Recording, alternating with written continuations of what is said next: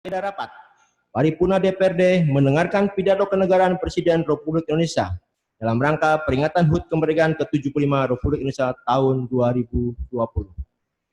Salawat dan salam tercurahkan selalu kepada baginda Rasulullah Nabi besar Muhammad SAW yang memberi petunjuk dan penuntun bagi umat manusia dalam kehidupan di dunia. Rapat hadirin DPRD yang terhormat, hadirin yang berbahagia. Sejenak kita mengenang bahwa proklamasi kemerdekaan Republik Indonesia tanggal 17 Agustus 1945 merupakan tonggak berdirinya Negara Kesatuan Republik Indonesia.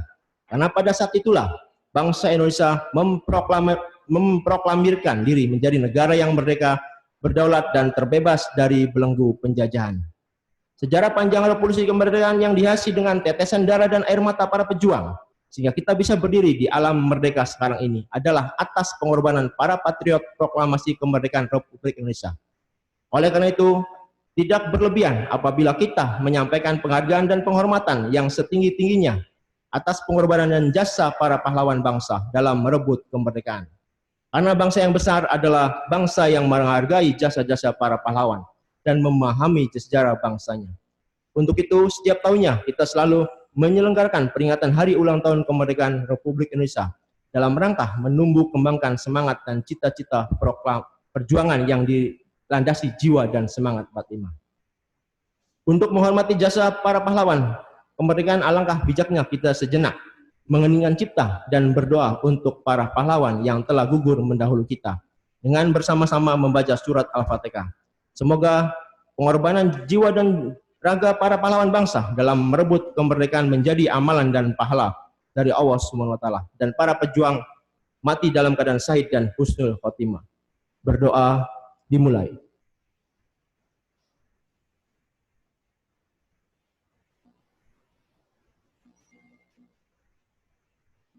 Selesai. Rapat Paripurna DPRD yang terhormat, hadirin yang berbahagia. Sebelum kita mengikuti pidato kenegaraan Republik Indonesia, pada kesempatan ini, marilah kita bersama-sama untuk merenungkan kembali apa yang sudah kita lakukan untuk Negara Kesatuan Republik Indonesia yang kita cintai ini. Adalah kontribusi kita untuk bangsanya ini dalam rangka mengisi kemerdekaan. Selanjutnya, peringatan Dirgahayu Kemerdekaan ke-75 Republik Indonesia sekarang ini mengetengahkan tema Indonesia Maju. Diperingati perayaan HUT RI ke-70 ini juga Indonesia digambarkan sebagai negara yang mampu memperkokoh kedaulatan dan menjaga kesatuan dan kesatuan Indonesia sebagai pedoman dalam kehidupan berbangsa dan bernegara. Rapat Paripurna DPRD yang terhormat, hadirin yang berbahagia. Demikianlah beberapa hal yang perlu kami sampaikan sebagai pengantar acara mengikuti pidato kenegaraan Presiden Republik Indonesia pada peringatan Hari Ulang Tahun ke-75 Kemerdekaan Republik Indonesia tahun 2020. Dengan ini, Rapat Paripurna DPRD Jumat tanggal 14 Agustus 2020 yang beracarakan mengikuti pidato kenegaraan Presiden Republik Indonesia dengan resmi dibuka dan terbuka untuk umum. Bismillahirrahmanirrahim. Selanjutnya akan kita ikuti pidato kenegaraan Republik Indonesia. Selanjutnya akan kita ikuti pidato kenegaraan Presiden Republik Indonesia untuk kemudian dicermati dan mengkaji ulang isi pidato yang akan disampaikan oleh Presiden Republik Indonesia dan dijadikan pedoman di dalam pelaksanaan tugas-tugas kita untuk mencapai keberhasilan dan kemajuan masyarakat dan pembangunan, khususnya pembangunan di seluruh wilayah Kabupaten Cirebon. Rapat Paripurna DPRD yang terhormat, hadirin yang berbahagia. Marilah kita ikuti pidato kenegaraan Presiden Republik Indonesia dengan seluruh rangkaian tata upacara yang akan dilaksanakan.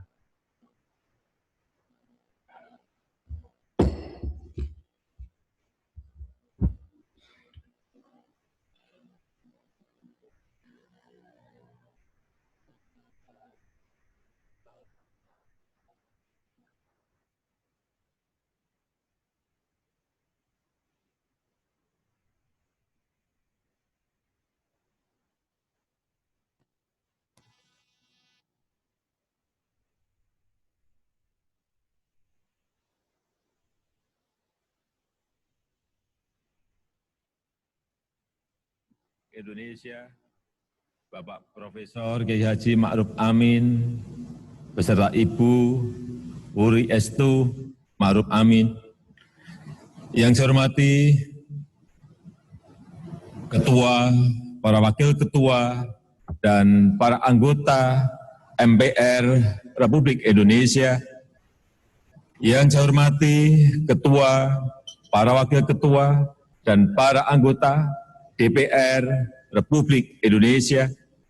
Yang saya hormati ketua, para wakil ketua, dan para anggota DPD Republik Indonesia. Yang saya hormati ketua, para wakil ketua, dan para anggota lembaga-lembaga negara.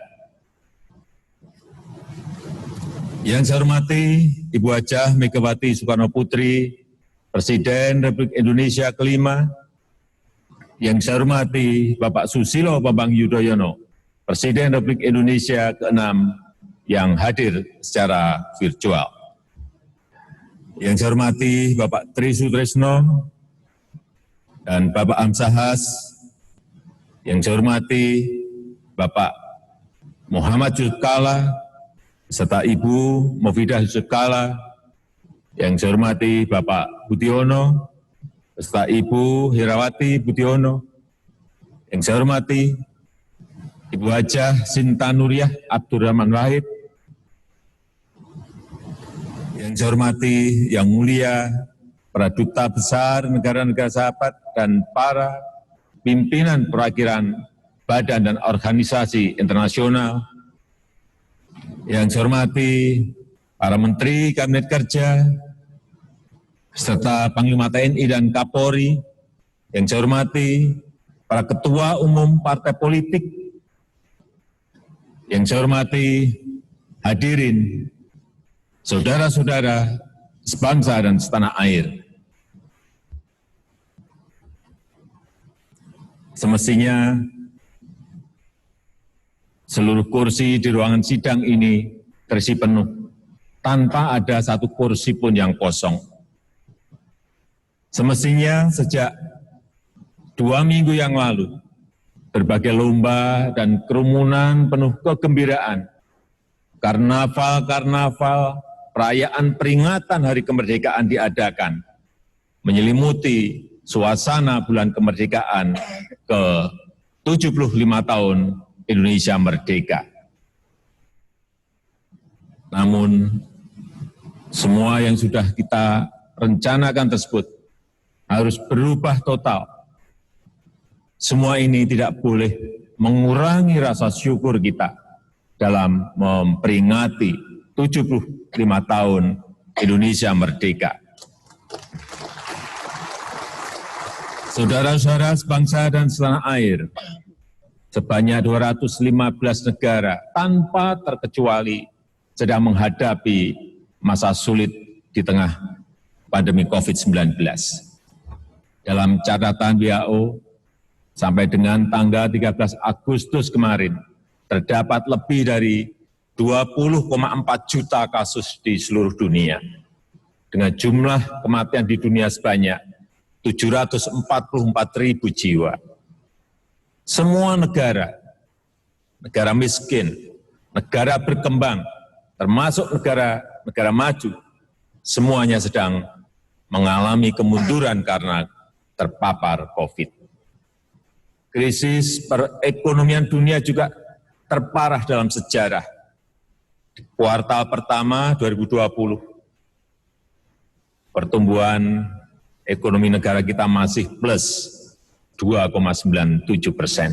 Tapi di kuartal kedua kita telah berada di minus 5,32%. Ekonomi negara-negara maju bahkan minus belasan persen sampai minus 17-20%. Kemunduran banyak negara-negara besar ini bisa menjadi peluang dan momentum bagi kita untuk mengejar ketertinggalan. Ibarat komputer, perekonomian negara saat ini sedang macet, sedang hang. Semua negara harus menjalani proses mati komputer sesaat. Harus melakukan restart, harus melakukan rebooting. Dan semua negara mempunyai kesempatan men-setting ulang semua sistemnya.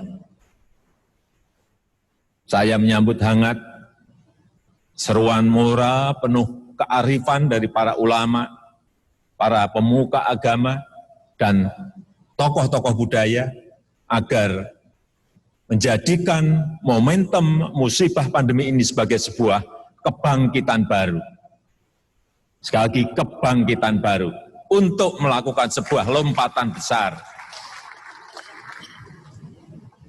Inilah saatnya kita membenahi diri secara fundamental, melakukan transformasi besar, menjalankan strategi besar di bidang ekonomi, hukum, pemerintahan, sosial, kebudayaan, termasuk kesehatan dan pendidikan.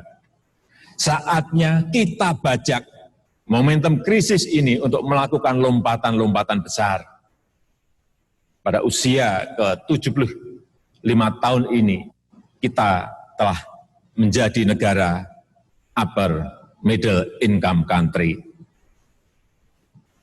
Dan 25 tahun lagi, pada usia seabad Republik Indonesia, kita harus mencapai kemajuan yang besar, menjadikan Indonesia negara maju. Saudara-saudara sebangsa dan setanah air, kita harus melakukan reformasi fundamental dalam cara bekerja. Kesiapsiagaan dan kecepatan kita diuji. Kita harus mengevakuasi warga negara Indonesia dari wilayah pandemi COVID di Tiongkok. Kita harus menyiapkan rumah sakit, rumah isolasi, obat-obatan, alat kesehatan, dan mendisiplinkan protokol kesehatan. Semuanya harus dilakukan secara cepat, dalam waktu yang sangat singkat. Ketika krisis kesehatan tersebut berdampak pada perekonomian nasional, kita juga harus cepat bergerak, memberikan bantuan sosial bagi masyarakat, melalui bantuan sembako, bansos tunai, subsidi dan diskon tarif listrik, BLT desa, dan subsidi gaji, membantu UMKM untuk memperoleh restrukturisasi kredit, memperoleh banpres produktif berupa bantuan modal darurat, dan membantu pembelian produk-produk mereka. Membantu tenaga kerja yang menjadi korban PHK, antara lain melalui bantuan sosial dan program kartu prakerja. Sesuatu yang tidak mudah. Untuk itu semua, pemerintah cepat melakukan perubahan rumusan program, menyesuaikan program kerja dengan situasi terkini, melakukan realokasi anggaran dalam waktu singkat, menerbitkan Perpu nomor 1 tahun 2020 yang kemudian disetujui oleh DPR menjadi Undang-Undang nomor 2 tahun 2020. Terima kasih para anggota DPR atas kerja cepatnya. Mensinergikan BI, OJK, dan LPS dalam rangka juga untuk memulihkan perekonomian nasional. Krisis ini telah memaksa kita untuk menggeser channel cara kerja kita. Dari cara-cara normal menjadi cara-cara ekstra normal. Dari cara-cara kerja biasa menjadi cara-cara kerja luar biasa. Dari prosedur panjang dan berbelit menjadi smart shortcut. Dari orientasi prosedur menjadi orientasi hasil. Pola pikir dan etos kerja kita juga harus berubah. Fleksibilitas, kecepatan, ketepatan sangat dibutuhkan. Efisiensi, kolaborasi, dan penggunaan teknologi harus diprioritaskan. Kedisiplinan nasional dan produktivitas nasional juga harus ditingkatkan. Jangan sia-siakan pelajaran yang diberikan oleh krisis. Jangan biarkan krisis membuahkan kemunduran. Justru momentum krisis ini harus kita bajak untuk melakukan lompatan kemajuan. Saudara-saudara sebangsa dan setanah air, perjuangan untuk menghambat penyebaran COVID-19, mengobati yang sakit, dan mencegah kematian sudah luar biasa kita lakukan. Atas nama rakyat, bangsa dan negara, saya menyampaikan terima kasih dan penghargaan setinggi-tingginya kepada para dokter, perawat, serta seluruh petugas di rumah sakit, di laboratorium, di klinik-klinik kesehatan, dan di rumah isolasi. Kepada tokoh masyarakat, para relawan, awak media, aparat TNI dan Polri, para ASN di pusat dan di daerah. Dengan peristiwa pandemi ini, maka reformasi fundamental di sektor kesehatan juga harus kita percepat. Orientasi pada pencegahan penyakit dan pola hidup sehat harus diutamakan. Penguatan kapasitas SDM, pengembangan rumah sakit dan balai kesehatan, serta industri obat dan alat kesehatan harus diprioritaskan. Ketahanan dan kapasitas pelayanan kesehatan harus kita tingkatkan secara besar-besaran. Demikian pula halnya dengan ketahanan pangan, dengan menjamin kelancaran rantai pasokan makanan dari hulu produksi sampai hilir distribusi ke seluruh wilayah negeri. Efisiensi produksi pangan, peningkatan nilai tambah bagi petani, penguatan koperasi, dan metode korporasi petani akan terus ditingkatkan. Food estate, lumbung pangan sedang dibangun untuk memperkuat cadangan pangan nasional. Bukan hanya di hulu, tetapi juga bergerak di hilir produk pangan industri. Bukan lagi menggunakan cara-cara manual, tetapi teknologi modern dan pemanfaatan kecanggihan digital. Bukan hanya untuk pasar domestik, tetapi juga untuk pasar internasional. Saat ini sedang dikembangkan food estate di Provinsi Kalimantan Tengah dan Provinsi Sumatera Utara. Dan akan dilakukan kemudian di beberapa daerah yang lain, yang merupakan sinergi antara pemerintah, pelaku swasta, dan masyarakat sebagai pemilik lahan maupun sebagai tenaga kerja. Saudara-saudara sebangsa dan setanah air, upaya besar juga telah dan sedang dilakukan dalam membangun kemandirian energi. Tahun 2019 kita sudah berhasil memproduksi dan menggunakan B20, dan tahun ini kita mulai dengan B30. Sehingga kita mampu menekan nilai impor minyak kita di tahun 2019. Pertamina bekerjasama dengan para peneliti telah berhasil menciptakan katalis untuk pembuatan D100, yaitu bahan bakar diesel yang 100% dibuat dari minyak kelapa sawit yang sedang uji produksi di 2 kilang minyak kita. Ini akan menyerap minimal 1 juta ton sawit produksi petani untuk kapasitas produksi 20.000 barel per hari. Hilirisasi bahan mentah yang lain juga terus dilakukan secara besar-besaran. Batu bara diolah untuk menjadi metanol dan gas.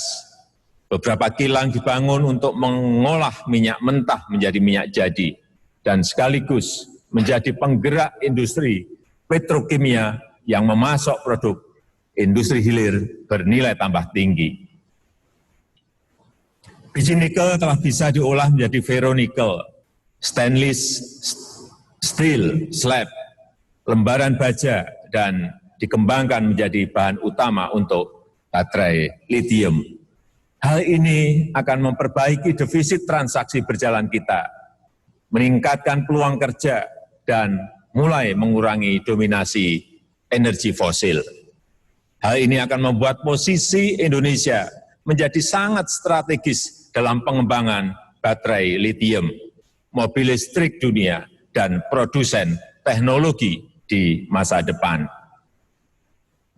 Prinsip yang sama juga kita gunakan dalam membangun kawasan industri lainnya, termasuk pembangunan super koridor ekonomi pantai utara Jawa, kawasan industri Batang, serta Subang Majalengka sedang dikembangkan dalam waktu singkat, dirancang untuk mampu mengundang investasi berkualitas yang bersinergi dengan UMKM kita, yang memberikan nilai tambah signifikan untuk perekonomian nasional, serta menyerap tenaga kerja dalam jumlah besar. Kawasan industri serupa juga akan dibangun di berbagai daerah di seluruh Indonesia, yang selalu bersinergi dengan kewirausahaan masyarakat dan UMKM, untuk menyediakan kesempatan kerja bagi generasi muda yang belum bekerja, dan meningkatkan pemerataan pembangunan di seluruh pelosok negeri. Oleh karena itu, ekosistem nasional yang kondusif bagi perluasan kesempatan kerja yang berkualitas harus kita bangun. Penataan regulasi harus kita lakukan. Regulasi yang tumpang tindih, yang merumitkan, yang menjebak semua pihak dalam risiko harus kita sudahi. Semua ini kita dedikasikan untuk perekonomian nasional yang adil, untuk kepentingan yang sudah bekerja, untuk kepentingan yang sedang mencari kerja, untuk mengentaskan kemiskinan dengan menyediakan kesempatan kerja yang berkualitas seluas-luasnya. Kita ingin semua harus bekerja, kita ingin semua sejahtera. Saudara-saudara sebangsa dan setanah air, ekosistem nasional yang produktif dan inovatif tidak mungkin tumbuh tanpa ekosistem hukum, politik, kebudayaan, dan pendidikan yang kondusif. Fleksibilitas yang tinggi dan birokrasi yang sederhana tidak bisa dipertukarkan dengan kepastian hukum, anti korupsi, dan demokrasi. Semua kebijakan harus mengedepankan ramah lingkungan dan perlindungan HAM. Kecepatan dan ketepatan tidak bisa dipertukarkan dengan kecerobohan dan kesewenang-wenangan. Pemerintah tidak pernah main-main dengan upaya pemberantasan korupsi. Upaya pencegahan harus ditingkatkan melalui tata kelola yang sederhana, transparan, dan efisien. Dan hukum harus ditegakkan tanpa pandang bulu. Penegakan nilai-nilai demokrasi juga tidak bisa ditawar. Demokrasi harus tetap berjalan dengan baik tanpa mengganggu kecepatan kerja dan kepastian hukum, serta budaya adiluhung bangsa Indonesia. Agenda Pilkada 2020 harus tetap berjalan dengan disiplin tinggi dalam menjalankan protokol kesehatan. Nilai-nilai luhur Pancasila, Negara Kesatuan Republik Indonesia, persatuan dan kesatuan nasional tidak bisa dipertukarkan dengan apapun juga. Kita tidak bisa memberikan ruang sedikit pun kepada siapapun yang menggoyahkannya. Sistem pendidikan nasional harus mengedepankan nilai-nilai ketuhanan yang berkarakter kuat dan berakhlak mulia serta unggul dalam inovasi dan teknologi. Saya ingin semua platform teknologi harus mendukung transformasi kemajuan bangsa. Peran media digital yang saat ini sangat besar harus diarahkan untuk membangun nilai-nilai kemanusiaan dan kebangsaan. Semestinya perilaku media tidak dikendalikan untuk mendulang klik dan menumpuk jumlah like. Tapi seharusnya didorong untuk menumpuk kontribusi bagi kemanusiaan dan kepentingan bangsa. Ideologi dan nilai-nilai luhur bangsa tidak boleh dipertukarkan dengan kemajuan ekonomi. Bahkan kemajuan ekonomi jelas membutuhkan semangat kebangsaan yang kuat. Kita harus bangga terhadap produk Indonesia. Kita harus membeli produk dalam negeri. Kemajuan Indonesia harus berakar kuat pada ideologi Pancasila dan budaya bangsa. Saudara-saudara sebangsa dan setanah air, hadirin sekalian yang berbahagia. Tujuan besar tersebut hanya bisa dicapai melalui kerjasama seluruh komponen bangsa dengan gotong royong, saling membantu, dan saling mengingatkan dalam kebaikan dan tujuan yang mulia. Demokrasi memang menjamin kebebasan, namun kebebasan yang menghargai hak orang lain. Jangan ada yang merasa paling benar sendiri dan yang lain dipersalahkan. Jangan ada yang merasa paling agamis sendiri. Jangan ada yang merasa paling Pancasilais sendiri. Semua yang merasa paling benar dan memaksakan kehendak, itu hal yang biasanya tidak benar.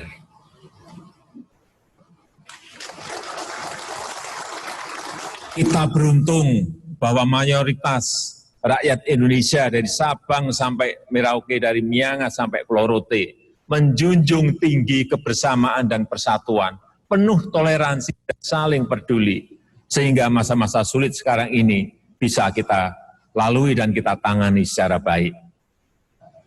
Kita beruntung dan berterima kasih atas dukungan dan kerja cepat dari pimpinan dan anggota lembaga-lembaga negara yang melakukan langkah-langkah extraordinary dalam mendukung penanganan krisis dan membajak momentum krisis untuk menjalankan strategi-strategi besar bangsa.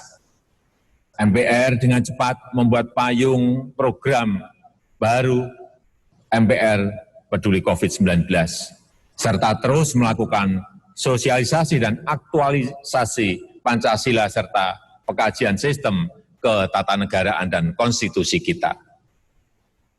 Dengan sangat cepat, sangat responsif, DPR langsung membahas dan kemudian menyetujui dan mengesahkan Perpu nomor 1 tahun 2020 menjadi undang-undang untuk memberikan payung hukum dalam mengatasi krisis kesehatan dan perekonomian. Perpu nomor 2 tahun 2020 menjadi undang-undang untuk melandasi penundaan pemungutan suara pemilihan kepala daerah. Agenda-agenda legislasi yang lain juga tetap berjalan efektif, antara lain pembahasan RUU Pertambangan Mineral dan Batubara, dan RUU Kebijakan Keuangan Negara dan Stabilitas Sistem Keuangan untuk penanganan pandemi COVID-19.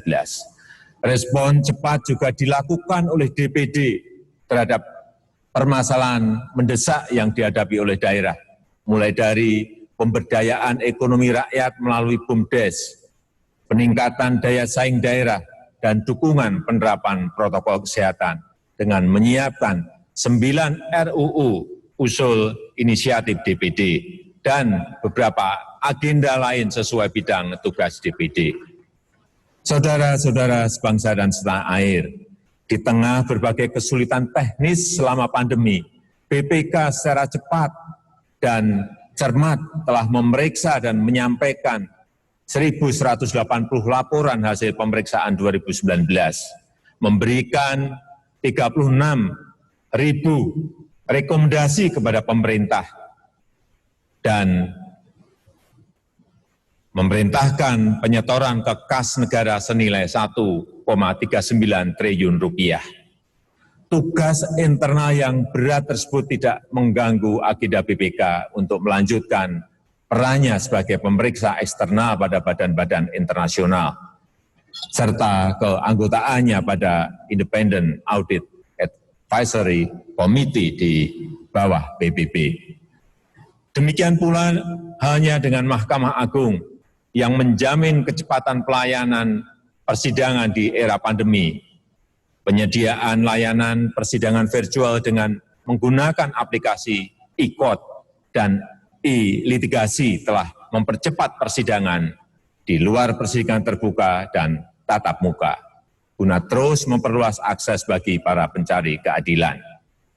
MA terus menambah layanan pos bantuan hukum dan memodernisasi manajemen perkara melalui layanan pengadilan elektronik.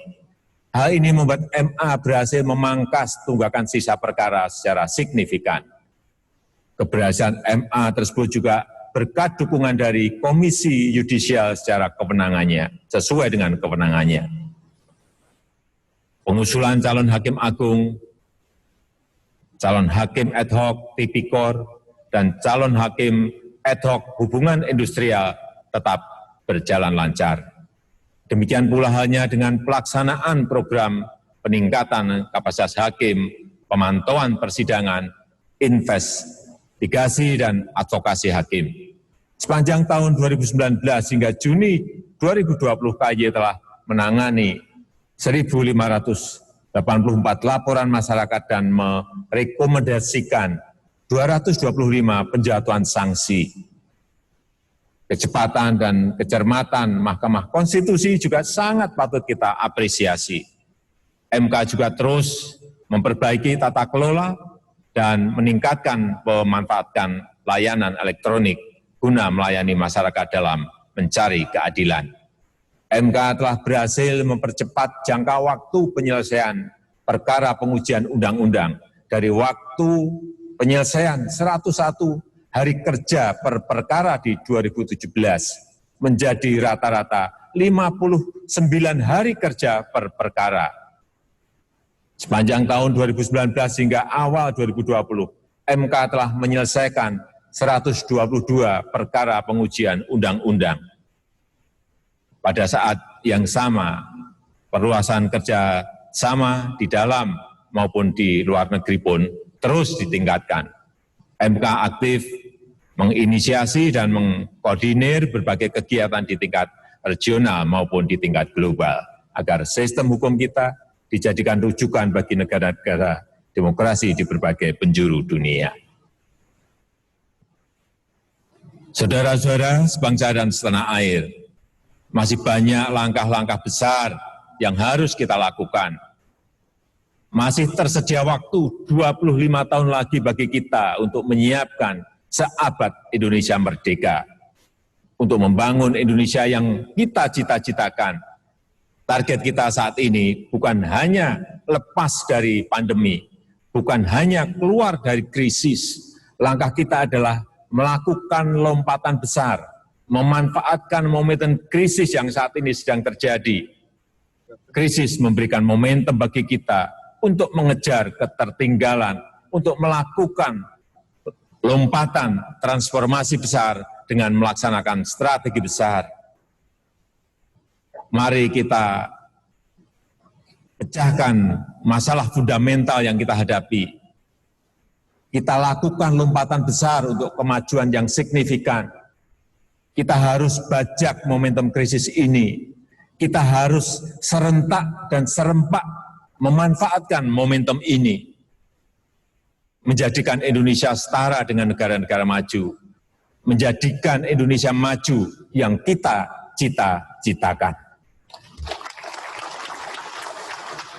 Dirgahayu Republik Indonesia, Dirgahayu Negeri Pancasila, Merdeka! Terima kasih. Wassalamualaikum warahmatullahi wabarakatuh. Om Santi Santi Santi Om. Namo Buddhaya. Salam kebajikan.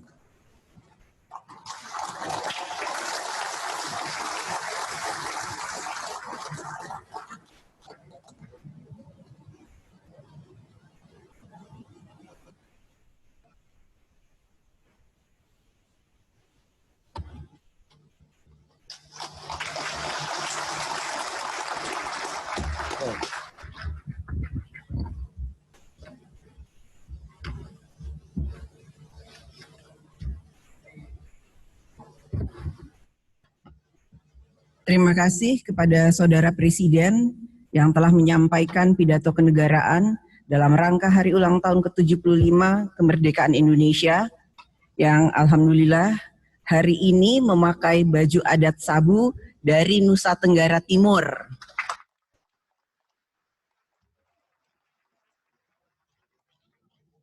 Terima kasih kepada Bapak Presiden yang selalu mempergunakan dan memperkenalkan berbagai macam baju adat di setiap acara-acara kenegaraan.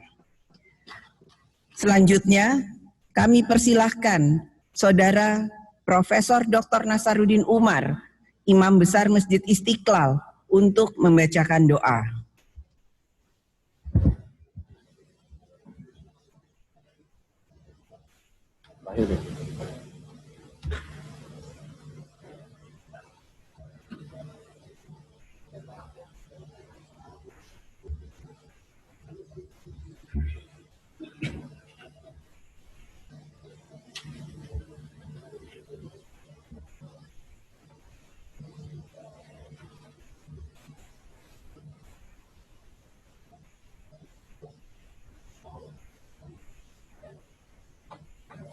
Bismillahirrahmanirrahim.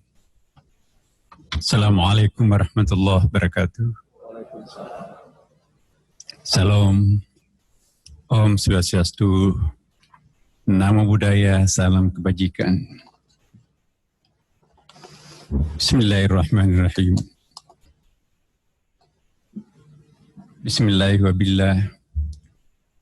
Wa minallah wa ilallah wa ala Allah wa fillah. ولا حول ولا قوة إلا بالله. اللهم بارك لنا في هذا المجلس برضائك وبارك لنا على من يفعل الواجب بأساس دينك وارفع درجتنا بدرجة العليا بجانبك. اللهم حصل مقاصدنا واقض حاجاتنا ويسر أمورنا واكمل نظامنا بنظام الأمور الشؤون الدينية والحكومة برحمتك يا أرحم الراحمين. اللهم ادفع عنا البلاء والوباء والجزام والفحشاء والشدائد والفتن والمحن وسوء الأخلاق ما ظهر منها وما بطن عن بلادنا إندونيسيا وسائر البلدان يا رب العالمين. اللهم اجعلنا من كل هم فرجا ومن كل ضيق مخرجا ومن كل بلاء عافية ونسألك عيش السعداء ومنازل الشهداء والصبر على البلاء والنصر على الأعداء. Ya Allah, Ya Rahman, Ya Rahim. Dalam keadaan seperti apapun, hamba-Mu wajib mensyukuri nikmat kemerdekaan yang sedemikian mahal telah Engkau anugerahkan kepada kami. Secara khusus hari ini, kami bersyukur karena meskipun berada di tengah ancaman musibah pandemi COVID-19, Engkau masih memberikan semangat dan kekuatan kepada kami untuk menyelenggarakan sidang tahunan MPR RI dan sidang bersama DPR RI dan DPD RI tahun 2020. Sebuah agenda kenegaraan yang dilakukan bangsa kami guna memaknai proklamasi kemerdekaan yang insya Allah 3 hari lagi kami akan merayakannya yang ke-75. Ya Allah, Ya Hanan, Ya Manan, berikanlah kekuatan dan daya tahan terhadap bangsa kami untuk bisa beradaptasi dengan berbagai cobaan dan tantangan. Anugerahkanlah kemampuan, kecerdasan, dan kewibawaan dan keikhlasan kepada segenap pemimpin kami, baik pemimpin formal maupun pemimpin informal, untuk bisa memimpin bangsa dan masyarakat dengan baik dan berkah. Jauhkanlah kami dari berbagai fitnah dan perpecahan di antara kami. Perkuatlah ikatan kekeluargaan kami sebagai sesama anak bangsa, agar bisa mewariskan bangsa yang tangguh kepada generasi pelanjut kami di bawah panji NKRI. Ya Allah, Ya Jabar, Ya Kudus, berikanlah kekuatan dan semangat kepada kami untuk bisa melewati semua tantangan dan cobaan. Kami yakin, seberat apapun sebuah cobaan dan tantangan, jika Engkau hadir bersama kami, maka insya Allah semuanya akan menjadi ringan bagi kami. Dari lubuk hati kami yang amat dalam, ya Allah, ya Tuhan kami, perkenankanlah kami memohon agar kiranya Engkau tidak pernah meninggalkan kami. Bantulah kami untuk segera mungkin melewati musibah pandemik 19 ini dengan berbagai dampak yang ditimbulkan. Ya Allah, Ya Alim, Ya Nasir, semoga arwah saudara-saudara kami yang gugur karena virus COVID-19, khususnya kepada para dokter, perawat, dan petugas kesehatan, Engkau terima baik di sisi-Mu.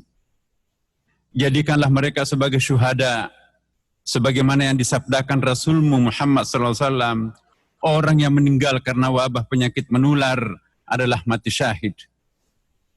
Gabungkanlah mereka semua bersama para syuhada yang gugur di medan perjuangan dalam rangka merebut dan mempertahankan kemerdekaan bangsa kami. Ya Allah, Ya Afu, Ya Ghafur, ampunilah seluruh dosa-dosa dan kekeliruan kami. Para orang tua dan para pemimpin kami, jauhkanlah kami dan bangsa kami dari segala bentuk fitnah, bencana, dan petaka yang dapat menjadikan bangsa kami terpurut. Allahumma arinal haqqa haqqa warzuqna ittiba'ah, wa arinal batila batila warzuqna ijtinabah. Rabbana atina fid dunya hasanah wa fil akhirati hasanah qina adzabannar. Walhamdulillahi rabbil alamin.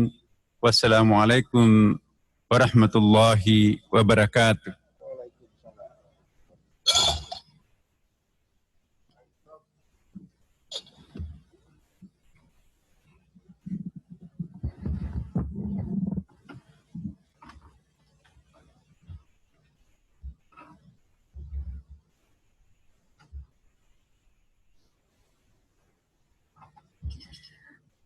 Terima kasih saya sampaikan kepada Saudara Profesor Dr. Nasaruddin Umar, Imam Besar Masjid Istiqlal, yang telah membacakan doa.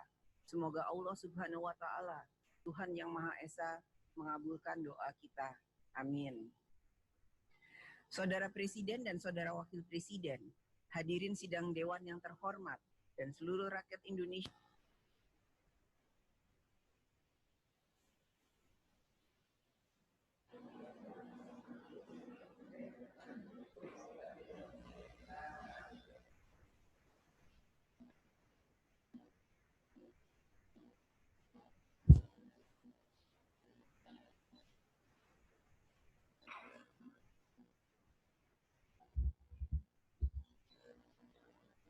Cara rapat kita lanjutkan.